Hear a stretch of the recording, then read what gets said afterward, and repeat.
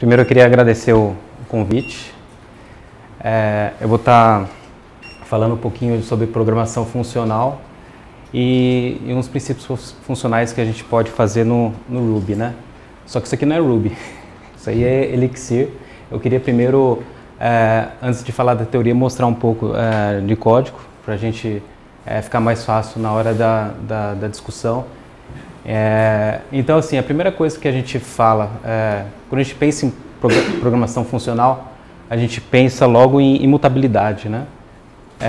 Então, basicamente, imutabilidade é você atribuir, por exemplo, um valor a uma variável e aquilo não mudar mais, né? Então, assim, como que no Elixir ele trabalha isso? Depois a gente parte para o Ruby, né? Então, aqui eu estou basicamente fazendo um puts de uma função anônima aqui, então embaixo eu estou executando ele. Aí eu estou atribuindo, antes explicar, esse igual na verdade no Elixir ele não é simplesmente uma atribuição, né? Ele é um pattern match e aí, se for o caso, ele faz a atribuição. Então aqui eu estou atribuindo um para o A, aí depois eu estou fazendo um igual a A, né? Então ele faz o match, ele não vai atribuir nada no 1 porque é imutável, não pode mudar aquilo, também não é uma variável, né? Então ele vai fazer o pattern match e isso vai dar ok. Então aí se eu fizer, por exemplo, 2 igual a A valendo 1, então só vamos ver aqui o que isso daqui vai dar. Ele mostra aí um match error, né?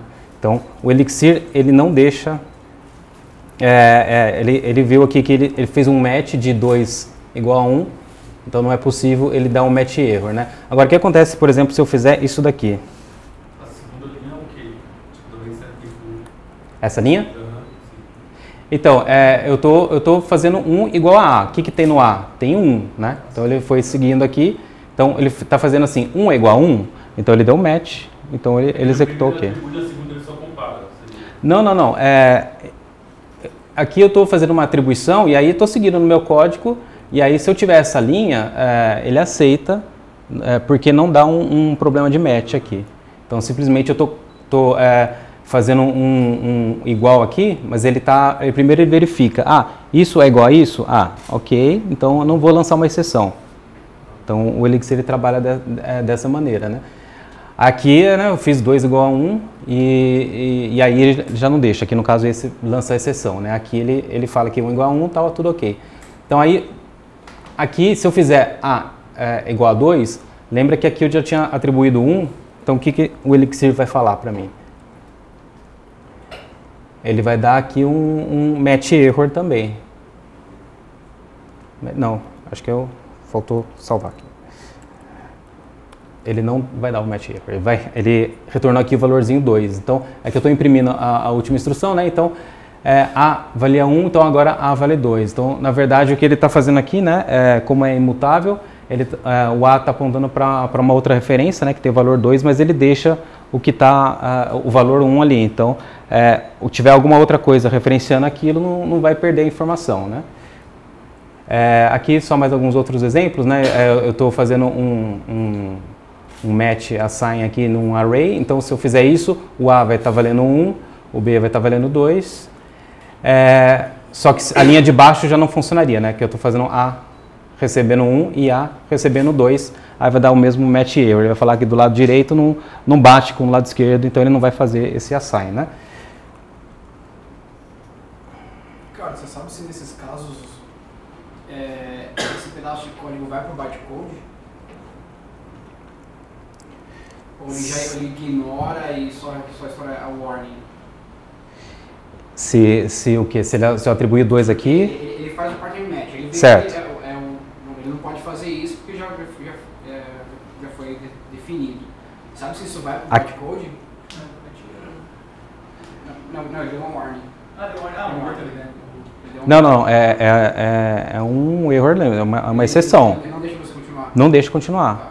Inclusive, já dá um erro, é que eu não tenho todos os plugins aqui, mas ele deveria falar assim, o próprio editor, o plugin, falar assim, não vai rodar isso aí. Ele já vai avisar. E no caso do 1 igual a A, sabe se isso vai para o bytecode? Ou ele ignora? 1 igual a A? Eu acredito que ignora, mas eu já não vou saber dizer. Nesse caso aqui, só te falar a diferença desse caso aqui, ele deixa eu fazer o 2, só que nesse caso aqui ele já não deixaria. Porque se eu atribuir o 2 ao A, então ele está referenciando agora o 2, então se eu fizer isso daqui, o match já não deixa eu fazer o assign, né? Por quê? Por causa do símbolo circunflexo aqui, ele vai falar assim, o A já tem o valor 2, então ele não vai nem deixar eu fazer o assign, ele já vai dar o match error também. Outro caso que ele já não deixaria passar. Por que o alerta daquela variável não estava sendo usado? Ah, isso aí já do meu editor aqui, mas isso não é um problema. No caso, o que eu esqueci de falar, aqui no Elixir ele já trabalha diferente, né? Porque desculpa, esse aqui, o Elixir, ele roda na máquina virtual do Erlang, então o Erlang já é diferente, ele já não deixa você fazer esse rebind da variável. Então, a partir do momento que você atribui alguma coisa, ele já não muda mais. O Elixir ele já dá essa flexibilidade, ele já permite fazer o rebind, mas ele vai olhar se ele pode rodar o garbage collector ali para ver se pode limpar a memória, né? Tá, no caso é porque ela foi desassociada. Deixa eu...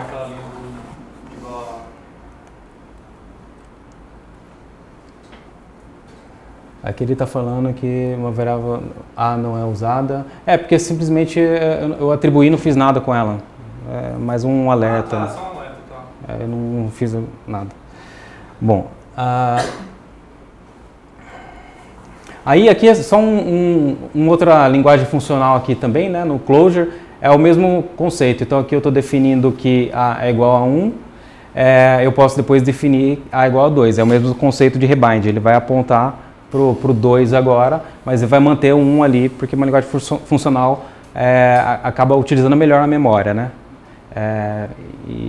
E você não pode alterar o valor daquela variável ali, porque aquilo pode causar algum efeito colateral. Bom, mas Ruby é uma linguagem imperativa, não tem imutabilidade e pode dar alguns efeitos colaterais para a gente, né? Por exemplo, um efeito colateral, se eu tiver 2 processos lá que mexem num contador, um está mexendo no contador e o outro mexe no mesmo contador, aí, então isso causa um efeito colateral, um resultado inesperado, né? Antes de eu falar dessa questão, só queria mostrar um exemplos aqui de princípios funcionais dentro da linguagem Ruby, né? Então esse exemplo aqui é um tail recursion optimization, né? Então, na verdade, o que ele está fazendo aqui é um fatorial que eu digo aqui qual que é a condição de parada. Então, ele usa recursão aqui. Então, ele vai entrando em recursão, vai calculando, aí no final ele acha ali o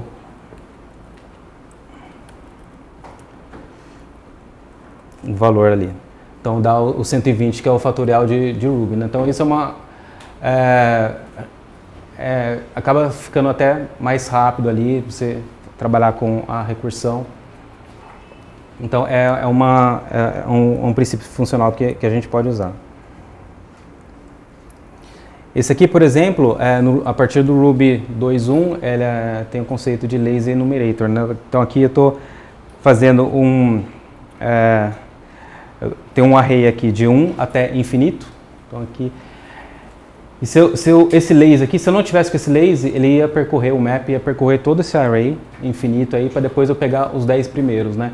Então, dessa maneira eu consigo encaixar essa informação, né? Falar assim, ó, me dá 10 dentro desse array, então só no final que ele acaba executando, aí depois converto para um array de novo, né?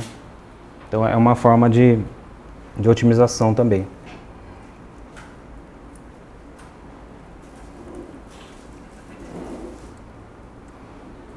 Por exemplo, aqui seria mais um refactoring funcional, né?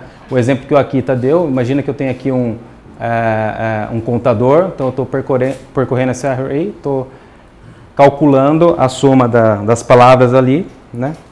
Sendo que eu poderia simplesmente fazer um map, pegando o length de cada palavra e usando um inject, contador começando com 0 e fazendo a soma disso. É a mesma coisa, fica muito mais simples de ler, muito mais fácil, um esquema funcional aí para refatorar o código, né?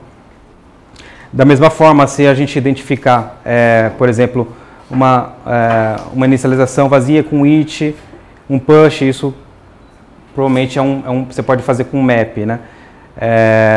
Um vazio com it condicional, você pode usar um select e um reject, né? Aqui o inject que a gente usou no exemplo. Então a gente pode olhar esse código e quando a gente começar a pensar um pouco mais em funcional, fica até mais natural trabalhar dessa maneira, né? A gente vai começar a fazer as coisas muito manual lá e a gente vai lembrar que existem esses métodos para facilitar. Aí um pouquinho mais de funções no Ruby, né? Todo mundo está familiar que existe essa síntese aqui também para trabalhar com funções no Ruby, né? A gente tem, por exemplo, um lambda, que a gente passa o corpo lá dentro, pode usar como proc. Esse também é uma outra possibilidade que o Ruby dá, né? Então aqui é mais para falar um pouco do conceito de Higher Order Functions, né? Então eu tenho aqui uma função que ele sabe adicionar, que é o makeAdder. Aí o add 1, ele usa o makeAdder com 1, então ele adiciona 1.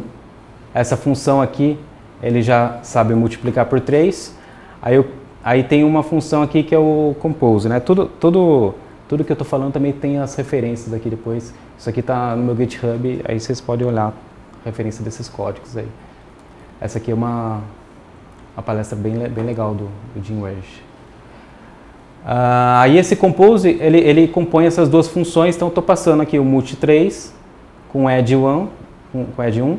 Então eu tenho essa função vai passando 10, então o que ele vai fazer? Ele vai somar 1 e multiplicar por 3, então o resultado disso vai ser 30 lá, né? Então isso é uma maneira de reduzir aquele problema de efeito colateral, porque imaginando que a gente está falando em funções, a gente tem um input e a gente espera que se for o mesmo input, sempre vai ter o mesmo output ali, né? Então a gente evita um pouco, porém são criados muitos objetos em memória, né? E o Ruby, por não ser uma linguagem funcional, ele não vai saber trabalhar direito com essa memória, né? Então, assim, por exemplo, aqui um exemplo, no Elixir, como que ele trabalharia com a memória? Existe o conceito de head tail. Então, num array, todo o primeiro item ele é o head e o restante é o tail, né? Então existe essa anotação aqui que diz isso. Bom, eu estou fazendo um push também do resultado dessa função, que eu estou anônima, que eu estou chamando aqui embaixo. O que ele está fazendo aqui? Está recebendo essa lista, o list1 está recebendo, o list1 está recebendo. Aí se eu quiser adicionar um valor para essa lista, eu posso fazer dessa maneira aqui, com essa sintaxe.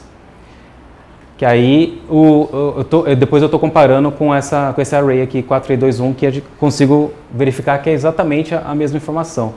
O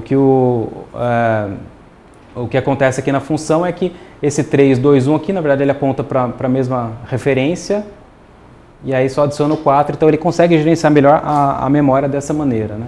Então, apesar de ser uma linguagem funcional, quando a gente tem linguagens funcionais, a gente pode falar assim, mas ele não altera o valor, então tem que criar um outro espaço de memória, e isso pode ficar muito custoso. Na verdade não, porque a gente reutiliza bastante, né? Então acaba não sendo tão custoso assim. E o benefício disso, né, numa aplicação que roda uma linguagem funcional, a gente evita os problemas, a gente não tem que criar semáforo, race conditions, deadlock, tudo. Aí, por exemplo, no Elixir, como que trabalha com a questão do garbage collector, né? Então, se eu tenho a possibilidade de trabalhar com muitos processos, cada processo ali, ele vai ter o seu heap de memória. E aí os dados, eles são distribuídos entre esses processos. Ou seja, o heap de cada dado, ele pode ficar melhor, porque é imutável. Então, o processo acaba guardando algumas informações e a informação que precisa guardar para para cada dado fica menor. Consequentemente, o Garbage Collector ele roda muito mais rápido.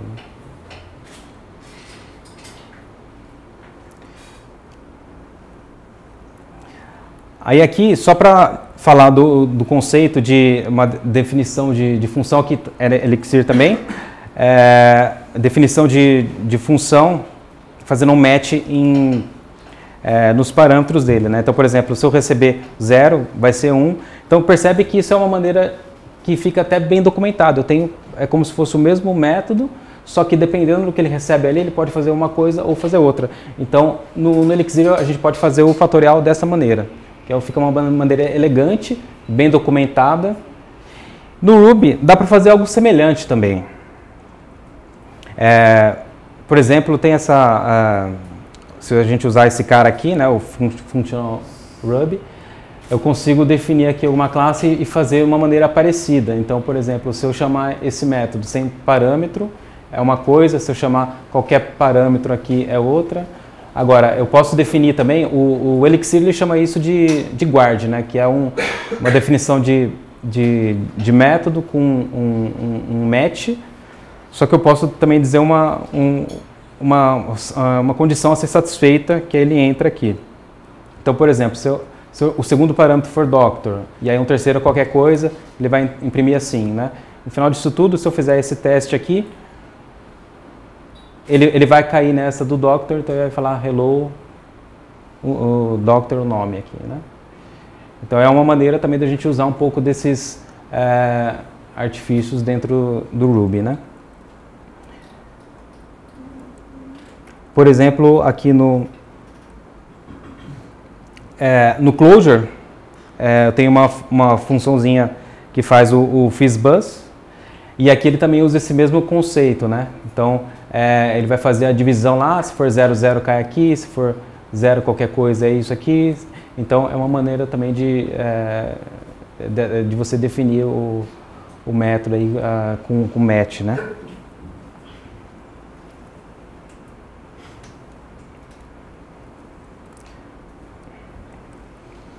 Bom, então aqui no caso do Ruby, eu tenho um código simples aqui, também fazendo um FizzBuzz. Agora, imagina que a gente consiga fazer tudo que está aqui só com funções. Será que é possível? Por exemplo, se eu não tivesse condicionais, se eu não tivesse a string aqui, se eu não tivesse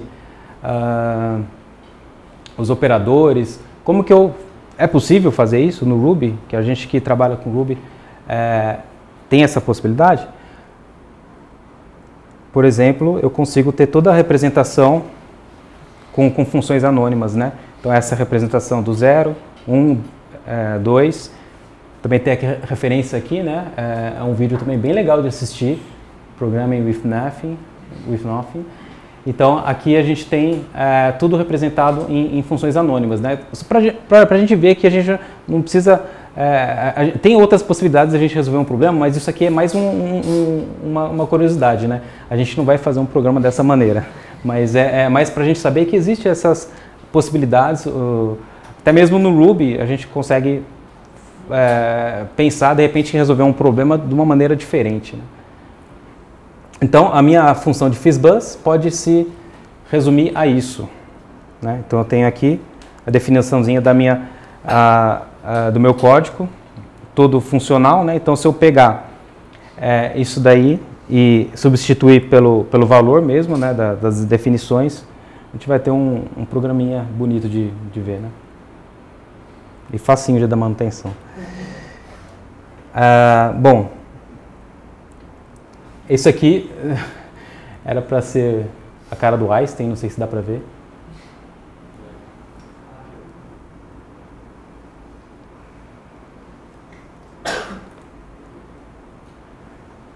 Aqui está o link do código, e é isso aí.